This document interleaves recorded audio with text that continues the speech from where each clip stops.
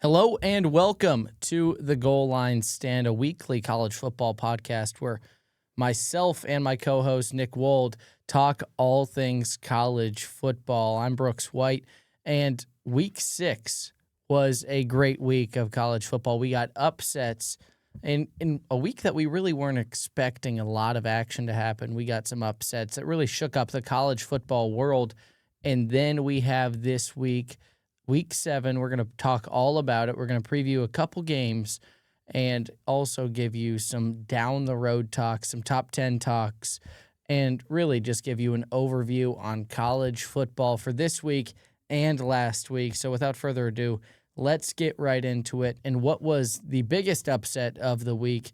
Penn State loses consecutive games, this one on the road at UCLA, and a UCLA team who doesn't have a head coach. They don't have an offensive coordinator. They don't have a defensive coordinator. These are all interim position guys, and it was a great week of football for UCLA. And what does that mean when you have all those interim guys? You play not to lose, and that is exactly what UCLA did. That was one of the most shocking games. I mean, first time since 1985 that a winless team beat a top 10 opponent. That doesn't happen like ever, and I know UCLA has a 5-star quarterback in Nico, and he played phenomenal. I mean, he balled out. But that just doesn't happen at all. They had a 2% chance of winning the game at kickoff, and shout out UCLA, man. They took it to him. Jerry Neuheisel, I believe is how you pronounce his name. I mean, second time he got carried off the field on UCLA as a player and a coach now, which is just awesome.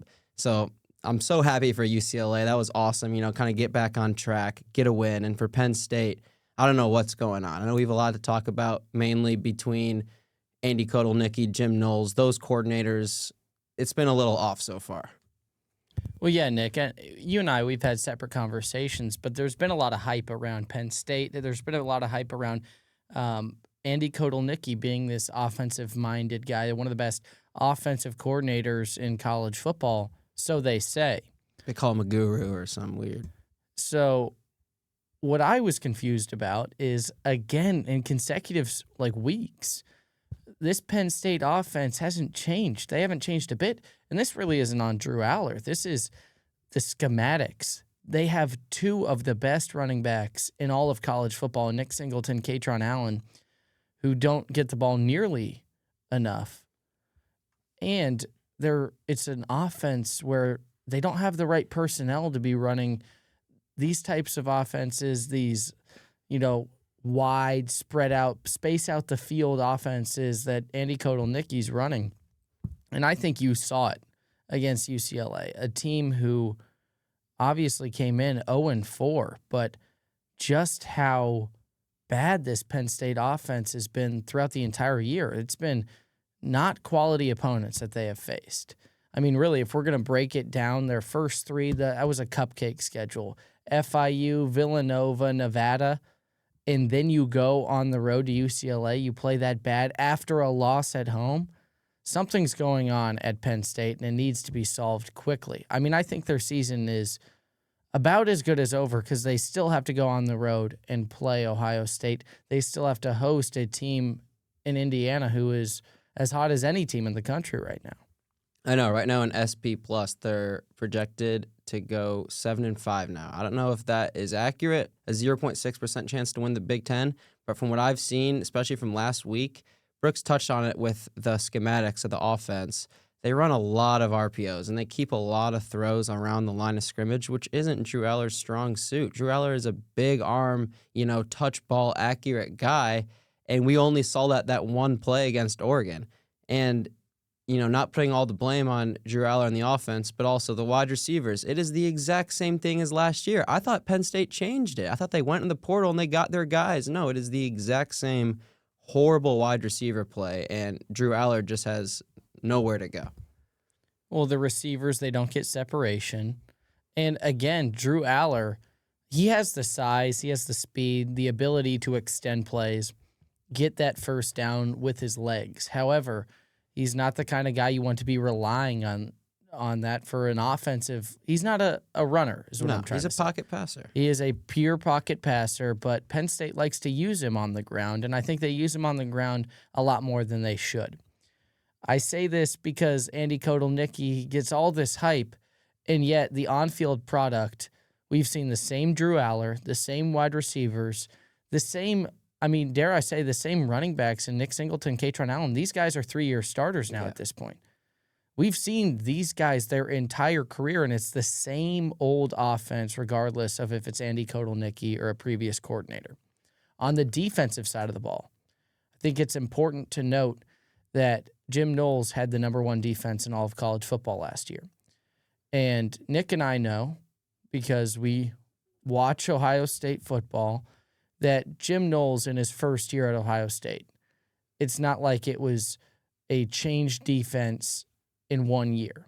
It took him about 2.5 years to get a very, very solid defense, and I think that's coming for Penn State. However, I have never seen a defensive coordinating or a performance from a defense that's coached by Jim Knowles like this one on the road at UCLA, an 0-4 UCLA. Yeah. It's a complex defense. He has a lot of different positions on his defensive side that most defensive coordinators don't have. He has a lot of specific roles, and like Brooks said, Ohio State didn't figure out that defense for about 2 years, and Jim Knowles had to change his philosophy and change his defensive schematics like 2 different times. He was an extremely blitz-heavy, aggressive guy at Oklahoma State, and then Ohio State, his dominant defenses were bend-don't-break defenses, not giving up big plays, and then he finally, later in Ohio State's run, had the D-line pressure. But now, at Penn State, like you said, the defense is just, I don't know what they have. They're not in sync as a unit. The D-line isn't getting home. I was expecting a lot bigger things from Deni Dennis Sutton. That has been kind of not relevant, and I'm used to seeing a Penn State front seven that just gets after the ball. And I'm used to seeing corners just fly up and make tackles and being, physical corners. That hasn't been there. So I think it was just a week where they weren't prepared, and in college football in 2025, you have to be prepared every single week because of NIL and transfer portal. These teams are catching up to, the powerhouses because you can't stack talent anymore. And this was a week where, like Brooks said at the very beginning of the show, it didn't look like to be a great week, but those always mean upsets and random games are going to happen. And that's what it was. UCLA, amazing game, kind of revived their season a little bit. Let's see how they can continue to play. But Penn State, like we said last week, and now we're saying it again, but it's only getting more dramatic and more frustrating as their offense needs to figure out the schematics. All right, we're going to move on to another upset, another top 10 upset. Texas loses on the road in Gainesville to Florida 29-21. And this was the Florida we thought we were going to see at the beginning of the year. DJ Lagway played the best game of the season, 21 for 28 with almost 300 passing yards, 298 yards, and 2 touchdowns. 1 interception, but no sacks for this Florida offensive line. That's a big deal. Again, we've talked about it. I think this Texas defense is still very, very good. They have problems on the offensive side of the ball. It's become an Arch Manning problem, in my opinion. Not entirely, but Arch Manning is not comfortable in that offense. Arch Manning looks like he's a deer in headlights. Every single time they try and make something work for Arch Manning, the only thing that's really going for him is the rushing attack, which is crazy because he is their best rushing option. You have backs like C.J. Baxter who are in that backfield, and yet they're getting outrushed by Arch Manning. Something needs to change in that offense, and I think it's concerning coming into the year, such high expectations. Preseason number 1 in the country, and you lose to Florida is a tough place to play, but losing in that fashion, Arch Manning, so hyped, something's got to change for Steve Sarkisian's group. Well, we just talked about Penn State, Jim Knowles having a complicated offense, and Steve Sarkisian is just like that with the offensive side of the ball. It's a very complex, a lot of motion, NFL pro-style plays, and it's hard to understand. And Arch Manning will get there. He will get there, and all he needs is just more games, more reps, but I know he is struggling, and he's rushed. His timing is just off. And it seems like, their stud receivers that we all thought were going to be relevant, Parker Livingston is the best out of all of them, and none of us thought that at the beginning of the year. We all thought, Wingo was going to have a massive year in their run game, like Brooks has said, but that hasn't been relevant, and it's all stemming from the early miscues on downs between Arch Manning, and it's just flooding down the offense. And Arch Manning, he will get it next year. He will be a really good quarterback for Texas, but right now, he still needs more time. He took 6 sacks against Florida. I mean, that Florida defense was humming. So, and it's the swamp. Anything can happen. And looks like my $5 bet was a little bit closer. You still need 4 wins for... They got A&M this week. Still have 4 wins for that bet to make you some money. But, again, for some backstory, Nick and I have $5 on the line here. If Florida becomes bowl eligible, I give Nick $5. If they don't, Nick gives me $5. Right now, I think we're sitting about 50-50 here. It could go either way. It could go either way. I mean, we saw the run that Florida went on last year. They would need to win 4 more games. They have a gauntlet of a schedule in the SEC, but there's always a possibility, especially with how I viewed this game. I felt like if this game went south for Florida, and I'm saying a 14-plus point loss at home, I don't think Billy Napier would have a job right now. I think he could be a midseason fire. However, Billy Napier with the back against the wall showing up again, he just knows how to win games with his job on the line. He's a fighter. And I thought, obviously, great wide receiver play, great quarterback play for Florida. Dallas Wilson, true freshman, he's a star. 55-yard touchdown grab, but also Vernell Brown the third, great player for the Gators and on that wide receiving core. And I think Florida right now, they don't have a lot to play for. They're not going to win the SEC, win the college football playoff, do any of their goals that they set preseason because they are already a 3-loss team. However, they have a schedule to go in and wreck through the SEC, cause some chaos, and they already have, and they're on their way to do that again. So I think Florida, don't count them out just yet. I think they can still make some noise, but they need to keep on stringing these wins together, and we already saw that this team, it can go south real quick if DJ Lagway is not having a good day. Oh, yeah, we'll see how they play. I believe they go into Kyle Field this week, so that is, right back to the gauntlet. But if DJ Lagway continue cooking and they have the belief in Billy Napier, Florida will get some wins together. All right, moving on, we have Cincinnati, the field storm of the week. Cincinnati upsetting Iowa State, number 14 Iowa State. The Big 12 race is definitely heating up. No one real team other than Texas Tech, I think they've separated themselves. The rest, that second spot in the Big 12 for that championship game, I don't know who it's going to go to. I think there's a lot of teams it can go to, but Cincinnati and Evan Pryor, Brendan Sorsby, former Hoosier, they made their mark on Saturday. I mean, yeah, getting off to a 31-7 lead is just something that I haven't seen before in a while. And an Iowa State team that we all kind of thought didn't have a lot of weaknesses, was a really sound team, veteran quarterback, a veteran coach. Matt Campbell is one of the best coaches in the country. But this was just a very shocking game, almost, just as shocking as UCLA in my opinion, because I thought Iowa State was going to win. I thought Iowa State was almost in that upper echelon of the Big 12 with Texas Tech. But now, like Brooks said, it is wide open. Other than Texas Tech, you got Cincinnati, Iowa State, Arizona State, Utah are kind of the guys at the top. BYU is also up there. So it's a tight race, and I'm really looking forward to see how the Big 12 heats up, because I believe they're only going to send one to the playoff. Yeah, I think right now it looks like Texas Tech. They are the team to beat in the Big 12. They are dominant. They look very good on the defensive side of the ball, and I think that's the most important thing. If you have a good defense, you can wreck the Big 12 conference, and I think the Red Raiders, they do have that. They have a 38% chance to win the Big 12 title, and the rest of the teams, they're just jostling for position at this point.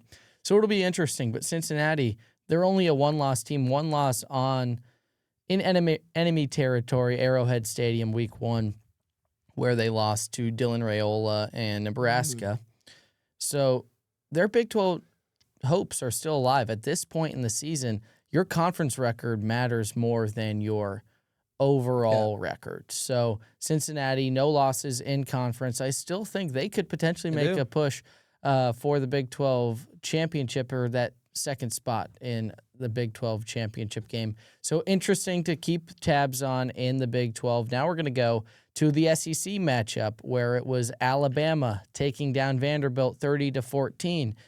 Nick, you and I both thought that this was going to be a blowout, but it wasn't necessarily the blowout we were expecting. However, Alabama looked dominant throughout the entire game. Alabama looked dominant, and Ty Simpson looked dominant as well. I told you he was a Heisman dark horse for me, and this guy is accurate, folks. This guy can sling the ball in every part of the field. And Jam Miller finally had a run game. I haven't seen an Alabama run game in like 2 or 3 years that's been relevant. And Vanderbilt's a good team, and I believe they still should be ranked. Like, that is a good team. And they held Bama. They did their job on defense, 1-5 in the red zone. But just, that Bama defense, that front seven, getting after Diego, forcing turnovers. This Alabama team is loaded, and Tide's rolling. Yeah, what we saw from Alabama is just something that gives me more confidence in Alabama for the rest of the year. I think Alabama's a top 5 team in college football. I think Alabama is a top 3 team in college football. I think what we saw Week 1 is not the team that they are right now, which is good. Kalen DeBoer, he's even said himself, he doesn't want his team to be judged by the Week 1 mishaps. The offense has gotten better. Ty Simpson is way more comfortable. I think Ty Simpson's playing his best ball right now, and we've talked about it. We talked about it last week, but Alabama is still here, folks. Week 1, I'm not going to call it a fluke because it was a great game played by Florida State, but this is a great football team in Alabama. I think they have a serious chance to go win the SEC. Moving on, number 3, Miami, staying undefeated and beating Florida State, who we just talked about. This game was in Tallahassee, and it really was just never close. No, it was the score is nowhere near as close. 28-22. Miami had a 28-3 lead, and then it was just kind of Florida State storming back. And the Miami front 7 defensive line was just too much for Tommy and that Florida State offensive line. They were just getting bullied every single play. And once again, Carson Beck, 20-27, 240 and 4 touchdowns. Carson Beck, we're talking a lot about comfort in this episode so far. Carson Beck looks beautifully comfortable in that Miami offense. He is throwing all over the field. I believe he has one of the highest pass yards attempt in college football, just throwing bombs. They have one of the best freshman wide receivers in the country. Miami is legit, but it's Miami. And I wasn't alive to see the 2002 Beast Miami teams. I want to see a Miami team sustain throughout the season, beat the teams they need to beat. I'm talking about Syracuse last year. And this team has all the potential to shake things up in the college football playoff. Well, Carson Beck looks like a great quarterback. What we saw last year at Georgia wasn't indicative of how good Carson Beck actually is. Carson Beck would hit his receivers on the numbers right in the chest last year, and they would just drop the ball. Horrible receiver play at Georgia last year, which is why they went into the portal. I think Miami has a great chance to go to Charlotte and play for the ACC championship game. I think Miami has a great chance to put themselves in the top 4 and get a first-round bye. And this is the most competitive Miami football team that you and I have ever seen. Yeah. They're complete on the defensive side of the ball, which, again, that's what you need if you're going to be competitive. They rank top 5 and top 10 in both total offense and total defense this year. They are that good. Yeah. I think where it comes to me is, again, we've seen teams in the ACC, and this is just in years past, not to generalize and say Miami would do this, but they could. A team dominant like Clemson slipping up and dropping a road conference game. Or a team as dominant as Miami, even last year with Cam Ward, you said, they slipped up, they fell on the road at Syracuse. You can't let that happen this year. This is too good of a team to drop a conference game, especially in a conference that you and I both view as very weak at this point in the ACC.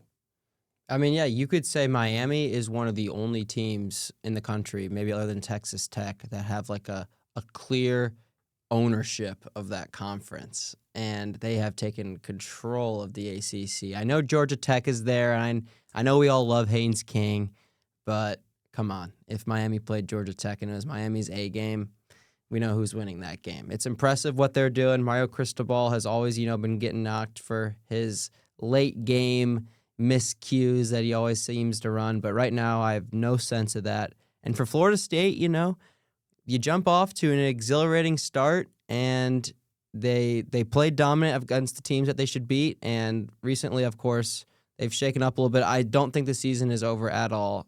I really do like Tommy as their quarterback, and Mike Norvell is a good coach, but they got to string some wins together here because they still have an opportunity to compete for that ACC championship if some teams lose. All right, and one more game that we're going to talk about from last week before moving on to this week, but Notre Dame beating Boise State at home 28-7. And don't count out the Irish just yet. Their losses by a total of 4 points? Yeah. 3 to Miami, 1 at home to Texas A&M, and both these teams are in the consensus top 10 in college football. Top 6, top 5 area. A&M is right up there with everyone. Yeah, you can't really hold Notre Dame, or you can't hold it against them that they lost to those teams. You could hold it against them if they were playing poorly against, these other teams, but still winning. CJ Carr is one of the most not talked about quarterbacks right now in college football. As a true freshman, or is he a redshirt freshman? He's a redshirt, but this is his first year starting, obviously. First year starting, and I've just been super impressed with him. I'm normally not the most impressed with Notre Dame quarterbacks, but CJ Carr can make some really accurate throws, and he has 86 QBR, 12 total touchdowns, not a lot of turnovers. He's been really impressive, and Notre Dame still has the whole season ahead of them.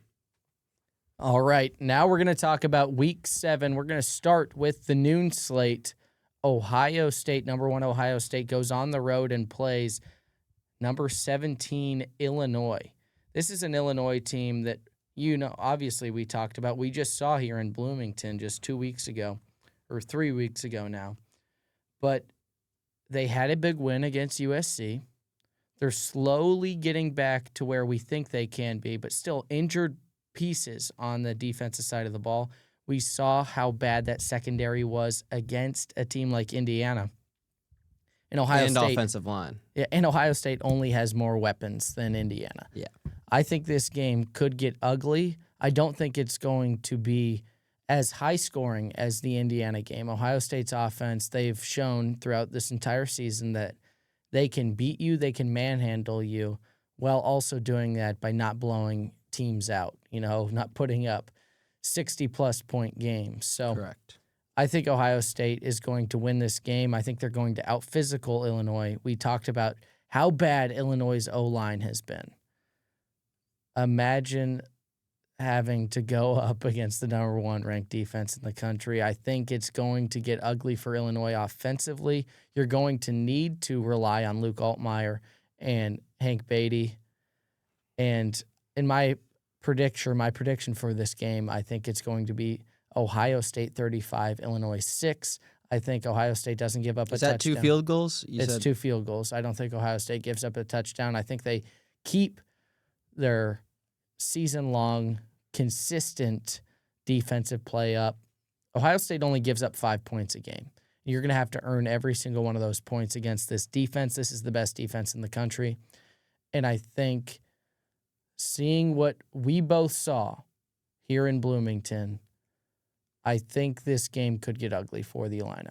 Yeah, you touched on it a lot. I won't say too much about it, but I'm going to talk more Ohio State defense. This defense reminds me a lot of old Nick Saban, some Kirby Smart teams in their heyday. This defense is just faster and stronger than everybody, and they're smarter than everybody. They're They are the best unit in college football on the front seven, in the secondary, everywhere. Everywhere you look, I can't find a weakness, and I think that is just going to suffocate Illinois.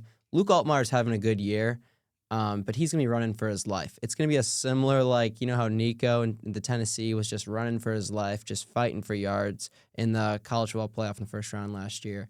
I have Ohio State winning 31-14. I think Illinois in the first quarter, beginning the second quarter, it's a pretty close game, but you know how it's going to work out when it progresses, because as the game prolongs, you need to go up against that defense more and more and more, and they adapt, and they constantly change. The Ohio State defense is almost like a virus. Every year, it comes back, and it adapts, and it changes, and it's able to beat any style of offense. It's quite impressive.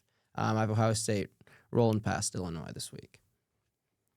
Yeah, I think overall, the key to this game for Ohio State is going to be spreading out the field, attacking that secondary for Illinois. They're banged up. They're going to be without two key players in that secondary.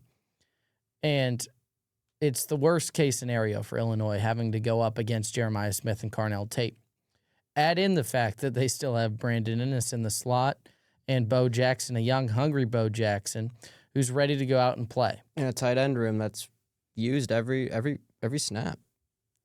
So I think going up against Ohio State this year is going to be a task in and of itself, containing that offense, especially with Julian Sayin being so accurate.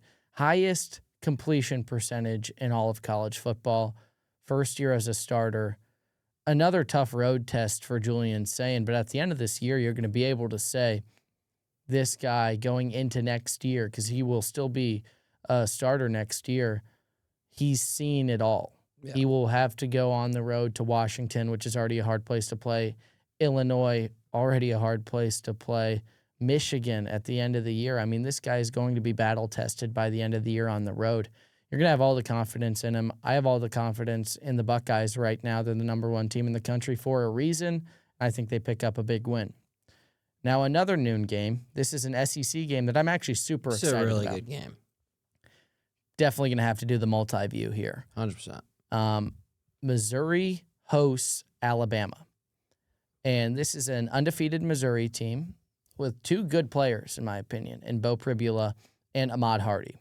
Ahmad Hardy right now is hovering around that 6 or 7 range for the Heisman right now.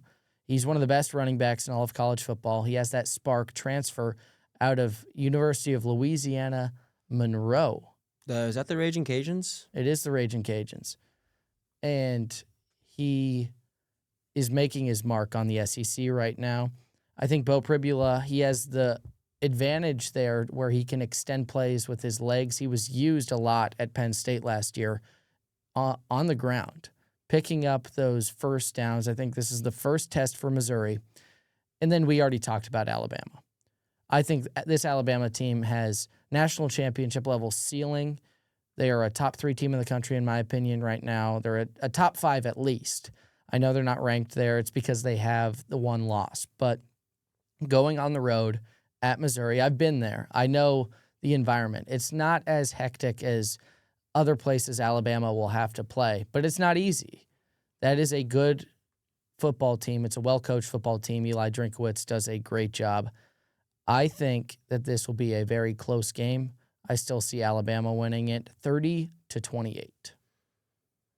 I cannot wait to watch this game. I touched on C.J. Carr being an underrated quarterback in college football. Bo Pribula is also right up in there at the sport. He is a fantastic, balanced quarterback that can use his legs, has a nice arm, and it's going to be a pretty high-scoring game. I think the spread easily goes in the high 50s, 60s area because both these offenses and quarterbacks, I'm really excited to watch because both these guys can get it done, sling it. It's going to come down to, the turnover battle, situational football, third downs, the key things like in these SEC games. And Alabama is going into Missouri, undefeated Missouri, coming off a bye week. It's going to be an exciting game, but once again, I have Alabama as a top 3 team. They're my number 3 team in the country, and I think they get it done 31-27. Yeah, I think at some point in this game, Alabama could be losing and facing some real adversity here. I don't think this Missouri team is a team that is just a slouch team. I think if they can win this game, they also have a great shot to make their schedule, the SEC I believe, championship. It's very favorable. Yeah, exactly. They don't have the normal gauntlet that a lot of SEC teams have. So if you win this game at home against Alabama, obviously it's a big task to even say those words. But if you can win this game, you could very well find yourself in the college football playoff if you're Missouri. So a big-time game in the SEC at noon this week. Now we're going to move over to more SEC games. Florida at Texas A&M. We're not going to spend too much time on this. I think Texas A&M at Kyle Field is they're great. It's a very, very hard place to go into on the road and pick up a win. I think Texas A&M with Marcel Reed, with Mike Elko, I have all the confidence in the world. Casey Concepcion, I mean, he's one of the best wide receivers in all of college football. They're a fast group. The core is where Mike Elko wants it right now. I think Texas A&M comes in, they get it done, 38-21. Texas A&M is a track team. They have guys that can just get after it. Brooks, you just said Concepcion. Craver is another guy that can just fly down the field. And A&M at home, I feel like Mike Elko's brain is getting bigger every week he steps on the field. He's a guy that I want leading that program. I wasn't much of an A&M fan with Jimbo Fisher, and I'm super proud of Mike Elko for turning that program back in the SEC, because the SEC is always a little bit better when A&M is relevant because of that Kyle Field intimidation factor. It is one of the most intense home environments in college football, and I think it's just going to be a little bit too much for DJ Lagway. I have A&M winning 23-16. All right, now moving on to a big-time matchup, a rivalry matchup, the Red River rivalry, Texas versus Oklahoma. It's at the Cotton Bowl. 5-0 Oklahoma playing 3-2 Texas at 3:30. Vegas favors Texas. And I think this is primarily due to John Mateer's injury. John Mateer, he's listed as questionable. He might make his return in what would be a crazy turn of events. And obviously, we would be talking about Oklahoma as one of the best teams in the country right now if John Mateer was still healthy. I think this is very, very, very exciting for college football. It's very exciting for the SEC because right here on Saturday, we're going to get to see if Michael Hawkins Jr. can pull off this win for Oklahoma, keep the season really alive and intact. I know if John Mateer comes back, it's a different team. You don't want to take a loss, though. You don't want to take a loss to Texas, your rival. You don't want to take a loss because what it can do to you in the SEC championship race, what it can do to your season. Brent Venables, this is probably one of the biggest games of his career, definitely at Oklahoma. And if he can get this win right here, not only would it make them 6-0, but it would give them a lot of confidence, a lot of momentum, especially as they go on a very tough back half of the year. Oh, yeah.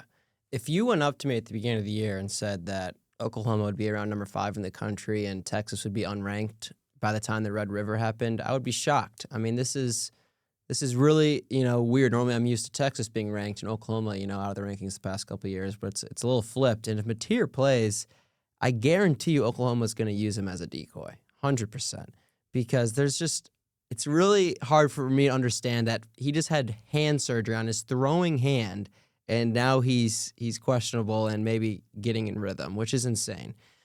If he doesn't play, Michael Hawkins, I don't know. I'm not the most confident in him. I know he's a great athlete. He's a worse Marcel Reed, in my opinion, because he can't throw for the 380 yards that you saw Marcel throw against Notre Dame. He's not much of a pocket passing quarterback at all. And I think that's what you need. You need accuracy to beat this Texas defense. And I actually have Texas winning this game. I think they bounce back. I don't see a world where Steve Sarkisian and that Texas group is 3-3. I really don't. So I have Texas winning 28-23. Yeah, I think in this game, I am a little bit more confident in Michael Hawkins Jr. just because I know that he's going to be making now his 6th start for Oklahoma. I think if you were to throw in a backup quarterback at almost any other school where they don't have experience. I think that's where you could run into problems, especially against a rival here. However, I do have Oklahoma winning a close game 30-24. I think this game is very exciting, one of the most exciting games of the week. And going into it, you would have thought that, going into the season rather.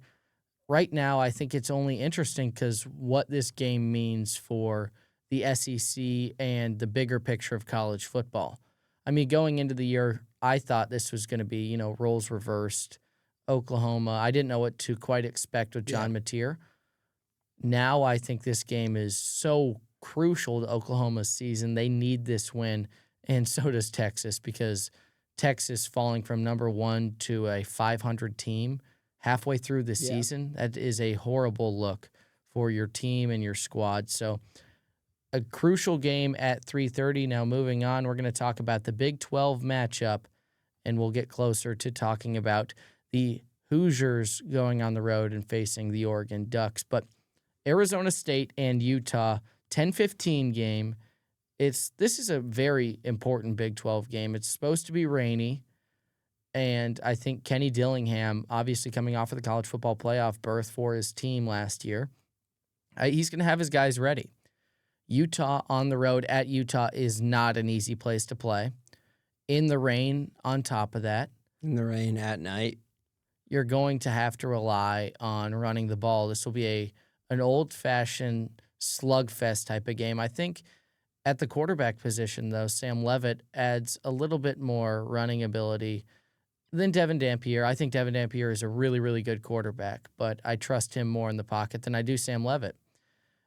Remember, this isn't the same Arizona State team that we saw last year. They don't have Cam Scatterbu who can go and run all over you. This is a team that is a little bit more balanced, and this is an offense that definitely needs to pick up a big win on the road like this if they want to keep any Big 12 hopes alive to go back-to-back. I think this Utah team is going to come out on top, though. I like Devin Dampier. I like Kyle Whittingham in his last year. I like the fact that it's in Salt Lake City in front of those fans.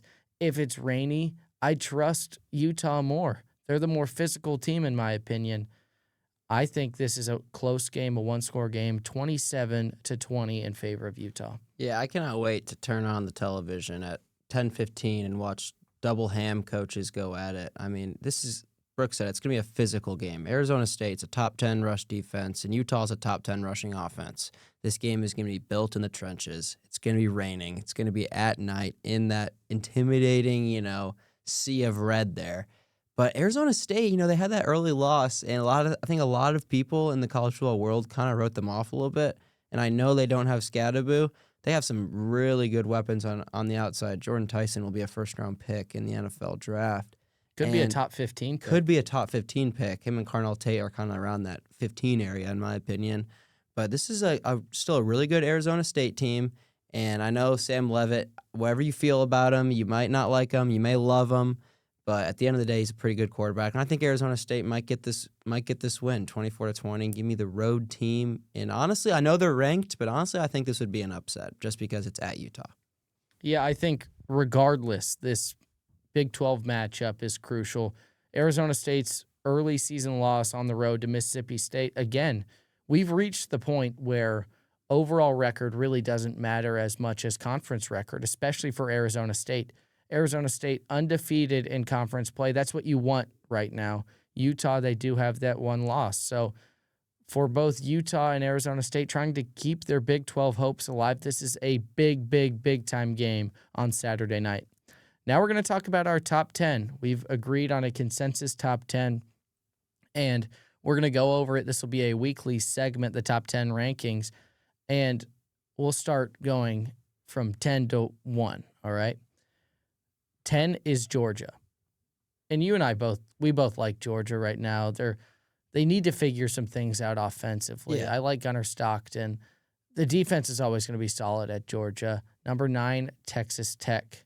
I really like them in the Big 12. Joey McGuire's done a great job with the Red Raiders. It's a brand new era in college football. The NIL helps the Red Raiders, but the way that they are coached and playing right now, I think this is a very good team. At 8, At Indiana. 8, Indiana. I mean, this list from last week, it relatively, I believe, I kept it the exact same 1 through 8, I believe. It's because at 9 and 10, I had Texas and Penn State, and obviously both those teams are now unranked. So I think Texas Tech and Georgia slide in there. First two out, I think Michigan and Missouri are kind of right on the borderline, I think, of top 10 teams. And then Ole Miss, Oklahoma, A&M, those three SEC teams, I feel like they're all really even SEC in caliber. I don't know. Both their offenses are extremely, explosive with Trinidad, and then you get Marcel. Then if Mateer's healthy or Hawkins with his legs, I don't know. Those teams are really all impressive to me, but they're kind of below the top tier of Miami, Alabama, Oregon, and Ohio State. Yeah, the top 4 reads as follows. Miami at 4, Alabama at 3. Nick and I both agree. I think Alabama is the 3rd best team in the country right now. I know they have a loss. However, I think Alabama is just right there. They're that good. Number 2 is Oregon, and number 1 is Ohio State. And again, I think Nick and I can both agree here that the best 2 teams in the country, again, are from the Big Ten in Ohio State and Oregon. I don't really think it's that close. I would hear out an argument for Miami because I think they're the best roster. They're the best defense that they've had in a while. It's the best and most solid offense who can get you points, especially those wide receivers. They're very good. But Ohio State and Oregon are the more complete teams. They're the better coach teams. They're the teams I trust more, which is why I think we both have them at 1 and 2. Now moving on, we're just going to give our brief little conference predictions where we see the conference games, the matchups. In the Big Ten, it's Ohio State and Oregon. They're the best 2 teams in the country. SEC, I think this I gets put Georgia and Ole Miss. I put that there just because Alabama's going to be in the playoff. They have a difficult schedule. They have a more difficult schedule than in Ole Miss. And it just said good coaching. I trust Kirby Smart maybe more than any coach in college football. He's going to have his guys ready to play always. They're going to bounce back. I think they could, they still control their own destiny. I know they have one SEC loss already, but so do a lot of teams are going to start getting those losses. So I think Georgia and Ole Miss. I mean, we're not going to know the SEC championship until the week before, just because of how, there's so many teams that are in the mix. It's like the West in NBA. But Georgia and Ole Miss, that's my prediction. It could happen. I think Alabama misses out in the conference championship, but still gets in the playoff. I think Alabama gets in. I think they play Ole Miss, but obviously it's too early to tell right now. The SEC is kind of up in the air. In the ACC, I think it's a lot more clear cut. You and I both agree here. It's Miami, Georgia Tech. Georgia Tech has that path to the ACC championship game. They've already beat the teams that they need to beat. They just need to beat the teams that they obviously are worse on paper than them right now. So I think for Brent Key, the season's right in front of you. For Haynes King, you got to go out and win these big games. And obviously at the end of the year, even though it's not a conference game, they host Georgia. That game was phenomenal last year. Went, 8 overtimes? Yeah. And now they get a chance for redemption, this time in Atlanta. I like Georgia Tech this year. In the Big 12, again, we're in agreement here. Even though I said Arizona State's winning this week, I still think they're good enough to make that run. I think it'll be Texas Tech, Arizona State, and we're in agreement there. Yeah, I just trust Arizona State a little bit more than BYU, Cincinnati, teams like that. I think Arizona State gets the win this week in Utah, then that's a big win. I think that'll propel them to the Big 12 championship. And the game of the week, especially the one that everybody has been waiting for, Indiana goes on the road and plays Oregon. Now, this is obviously the featured game of the week, and it's a top 10 showdown. The winner obviously now becomes in pole position, especially with the way that the schedules are set up for both teams to make that bid to go to Indianapolis and play for the Big Ten championship. For Indiana, this is a big game for Curt Cignetti, for Fernando Mendoza, for everyone involved.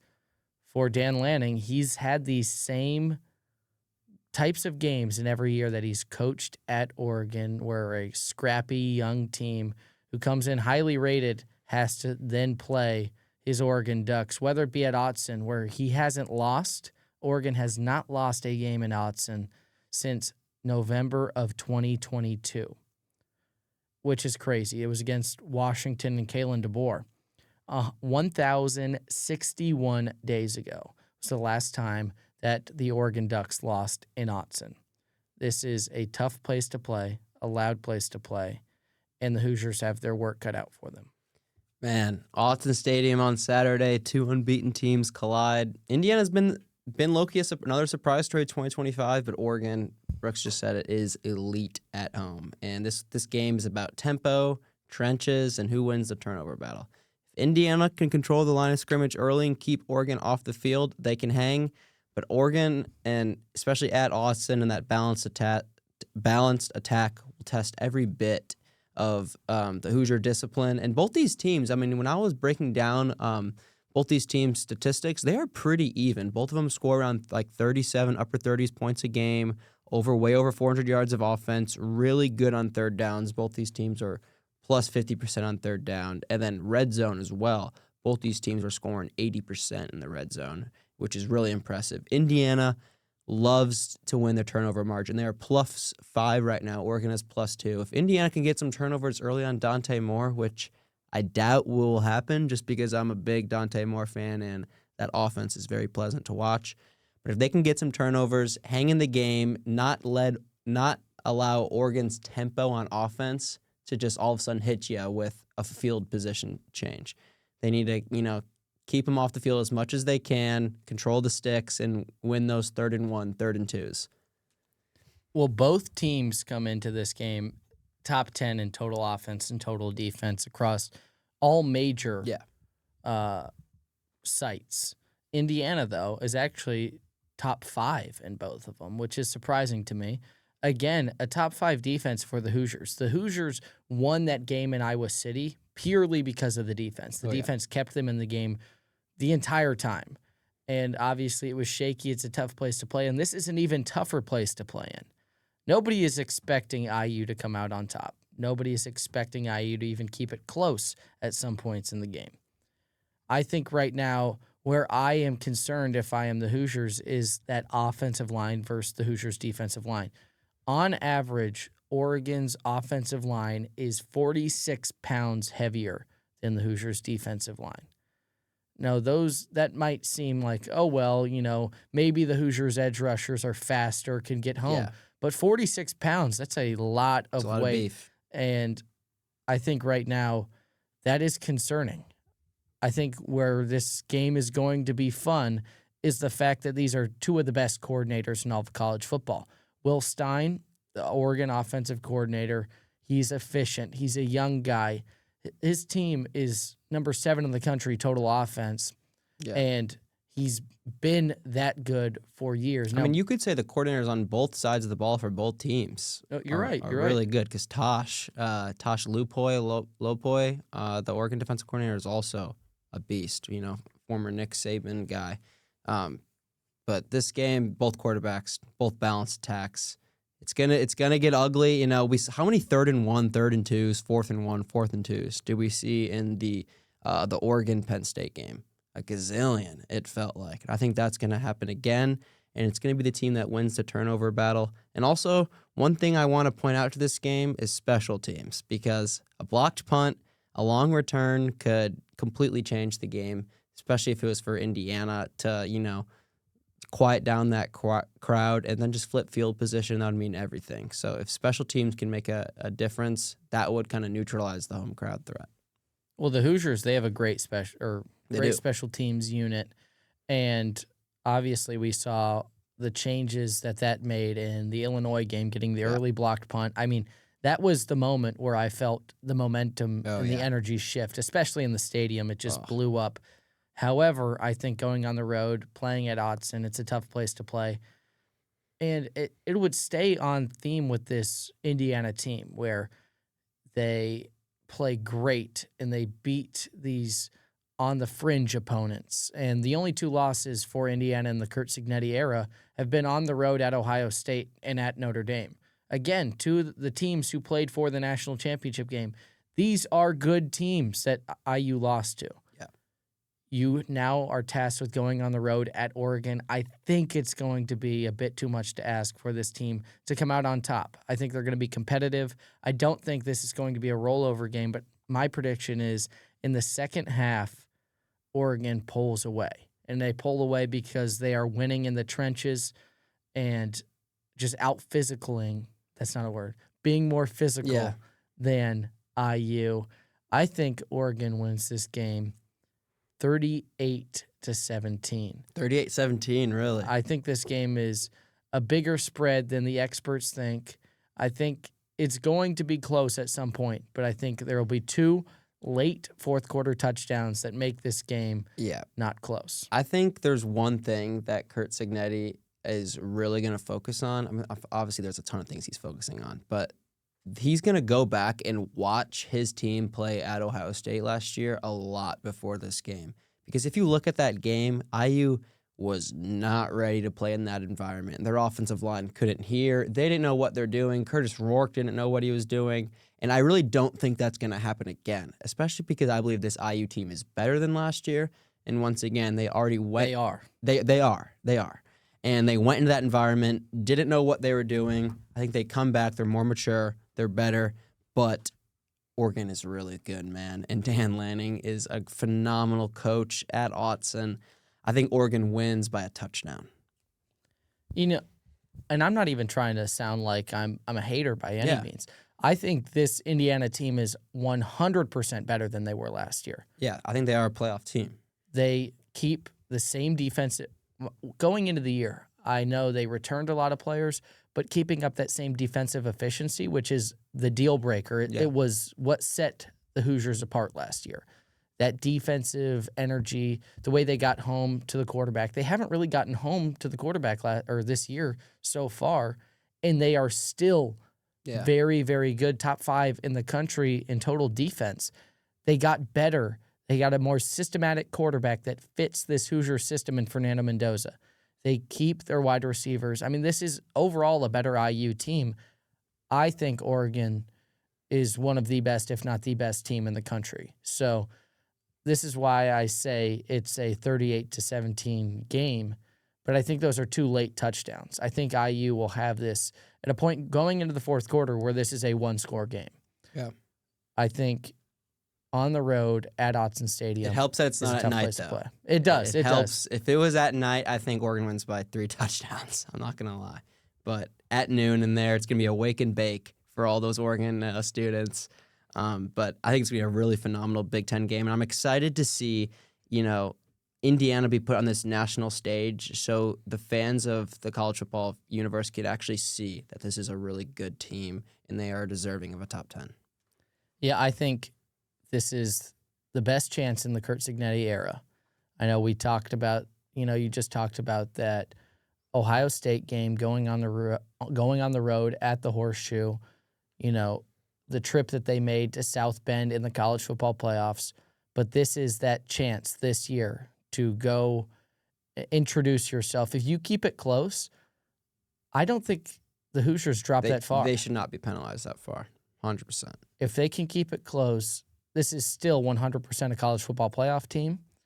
This is still a team that could maybe mess around and make it to Indianapolis. They could. This is a very, very good, well-coached football team, and I think they have the chance on Saturday to go shock the world. I think it's possible, too. I'm not even going to discount that, even though I said it's possible. I think it is possible.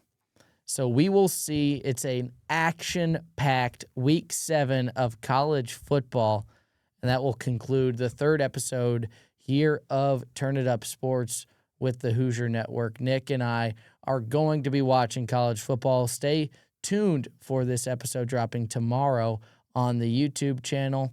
And also follow my Twitter, BrooksWhite14. I'll have all the updates for college football throughout the weekend. Have a good one.